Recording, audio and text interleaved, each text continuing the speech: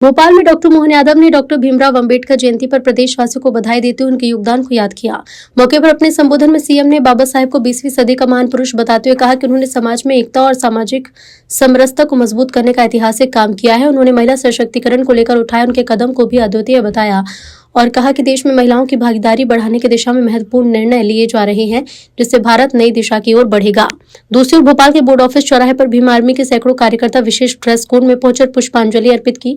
कार्यक्रम स्थल पर बाबा साहेब से जुड़ी पुस्तक और तस्वीरों के स्टॉल लगाए गए, साथ ही महिलाओं का सम्मान हुआ।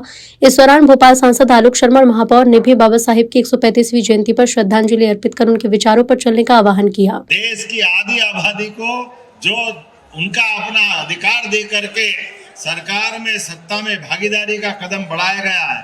सच में दुनिया के सामने भारत का ये जो उज्जवल चरित्र वाला निर्णय, जिसके कारण से भारत एक अलग प्रकार से जाना जाता है। मैं अपनी ओर से डॉक्टर भीमराव अंबेडकर जी के जीवन भर किए गए स्त्री शिक्षा के, स्त्री अधिकारों के, सभी वर्गों के कल्याण के लिए भविष्य की दृष्टि से जो अपने संविधान में हो सकता है वो सब कुछ संविधान सभा के माध्यम से उन्हें देने का प्रयास किया। जीवन भर मैं इस बात के लिए और गर्व कर सकता हूँ, अंबेडकर जी के जीवन के जो 5 महत्वपूर्ण पड़ाव है, पांचों पड़ाव को 5 तीर्थ के रूप में स्थापित करने का भी काम किसी ने किया है तो हमारी पार्टी भारतीय जनता पार्टी के माध्यम से हुआ है।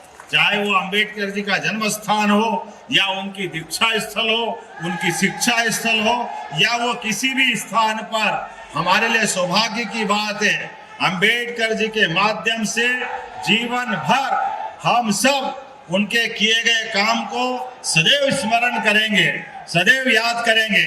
और आज के इस अवसर पर अंबेडकर जी के जयंती के आगे लेते हुए मैं आप सबके माध्यम से अंबेडकर जी के द्वारा किए गए कामों को भी स्मरण करता हूं और अंबेडकर जी की जयंती को मनाते हुए हम वर्ग संघर्ष के बजाय सामाजिक समरसता के लिए जीवन भर काम करते रहेंगे।